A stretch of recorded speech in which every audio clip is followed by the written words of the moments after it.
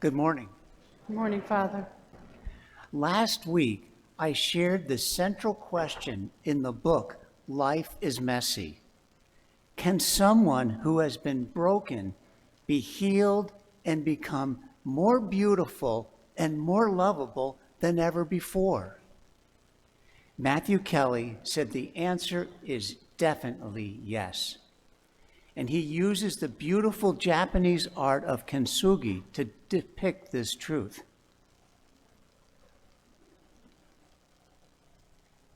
If we have the slide with the picture, there it is, great. In this art, they don't hide the breaks and cracks, but rather add gold to the glue. They highlight the breaks and the cracks as part of its story. Matthew Kelly says the learning for us is that someone who has been broken and healed can be more beautiful, more lovable than ever before. Can everyone say with me the words on the screen? Someone who has been broken and healed can be more beautiful and more lovable than ever before. Embracing this truth is liberating, but it is easier to do once we realize it's okay to be broken. It's normal. It's part of the human condition. Once we embrace this truth, we're on the pathway to hope. But if we reject it, we're on the road to despair.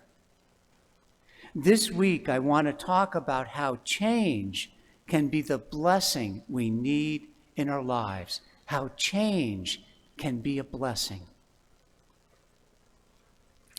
Most of us dread change, and the primary reason is fear. We fear the unknown. We fear the possibility of failure.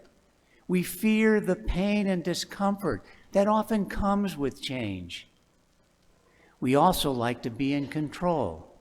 And for all these reasons is why the pandemic has been so hard on so many. Can I see a show of hands? How many are like me that do not like change? Okay, most of you. I don't like change. Ask a daily Mass attendee.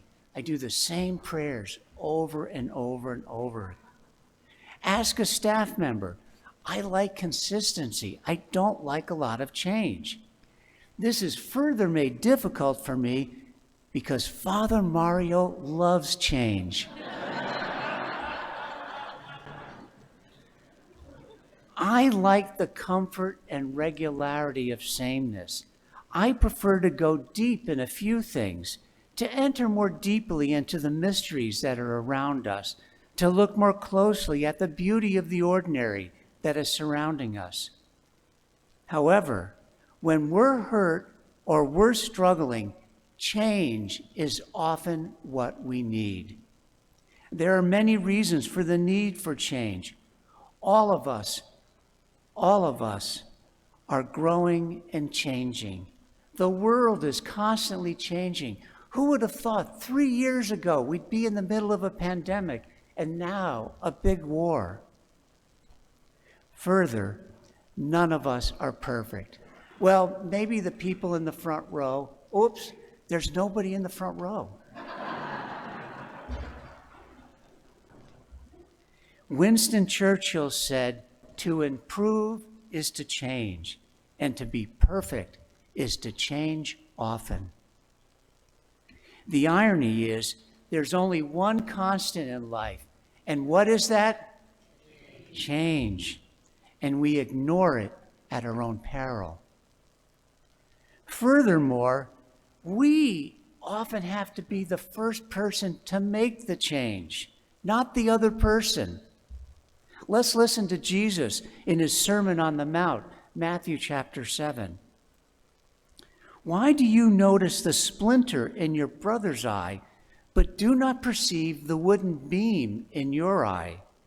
How can you say to your brother, "Let me remove that splinter from your eye," while the wooden beam is in your eye. You hypocrite. Remove the wooden beam from your eye first.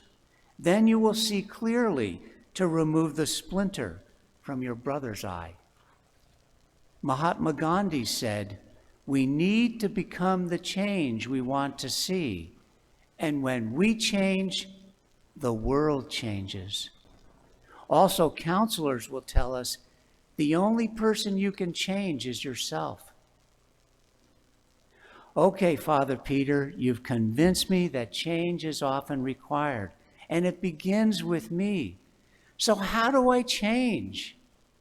I'm going to share with you 4 ways to make change from the book Life is Messy. First, when change seems too daunting, when change seems impossible. The messiness of life can seem overwhelming, and so the changes needed can seem to be too much.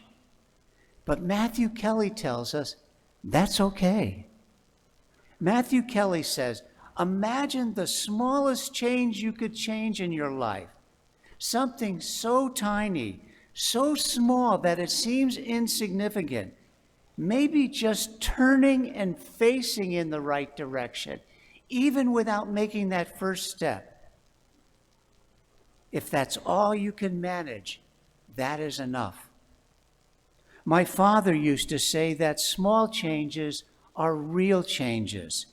Big changes are often a facade, not real, not sustainable. Number 2, be patient with yourself. Imagine for a moment that you were injured in an accident and you had to learn to walk and talk all over again. It would be excruciating. Each half step, each syllable requiring all your concentration and effort. And then the mental anguish of not knowing if you'll ever walk again or ever talk again. Recovering from any trauma is like learning to walk again. It's slow and can be excruciatingly painful and difficult. Be patient with yourself. Be gentle with yourself. Celebrate every advance, no matter how small. This will help you, and importantly, will help you to help others. Number 3, all I really need to know, I learned in kindergarten. Much of what we need in life we learn as young children, but later we throw it away, seeing it as childish. A good example is the nursery rhyme, row, row, row your boat. I'm going to invite everyone here to sing along. No, I'm not going to. First, it tells us that we need to work. Row, row, row. Second, it tells us we need to do it with joy. Merrily, merrily, merrily. Third, it tells us, actually, I got ahead of myself. I have to relearn what I learned in kindergarten.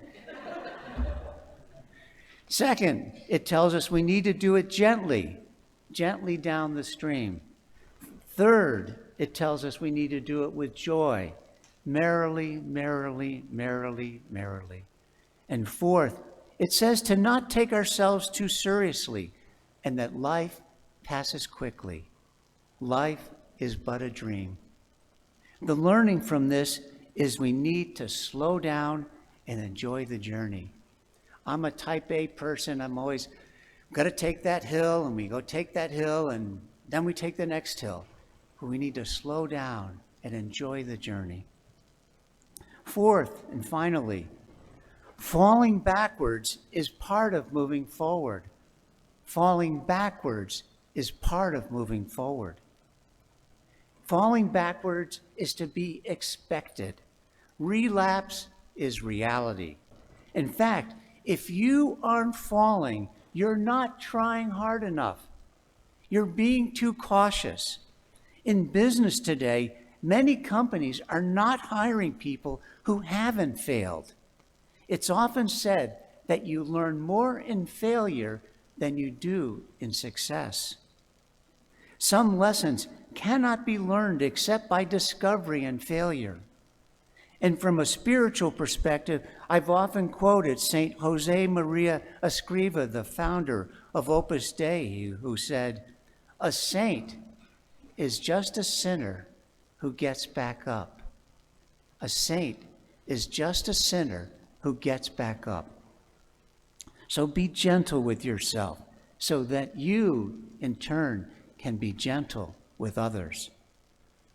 Okay, Father Peter, you've made the case for change. You've told me what I need to do, but this seems hard, and I'm still afraid.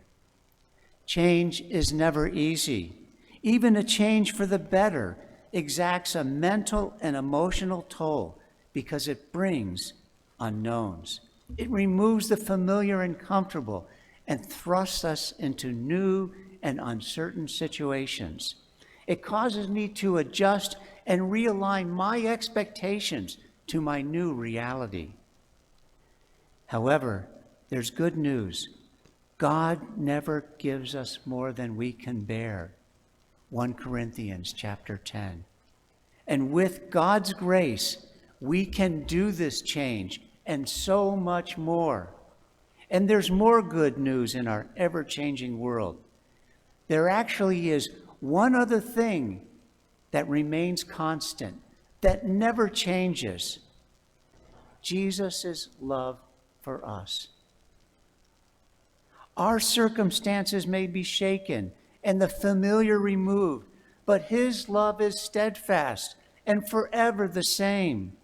Because he is who he is, we can face change with courage, knowing that he will navigate the new with us, giving us everything we need.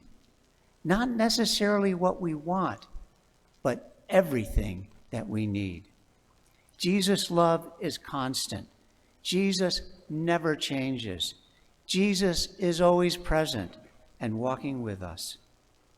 And as we heard in our gospel today, the prodigal son, God the Father is always looking for us and welcoming us, full of compassion and ready to celebrate when we turn towards him. Let's close with words from the psalm from today, Psalm 34, comfort in the midst of our change. I sought the Lord, and he answered me and delivered me from all my fears.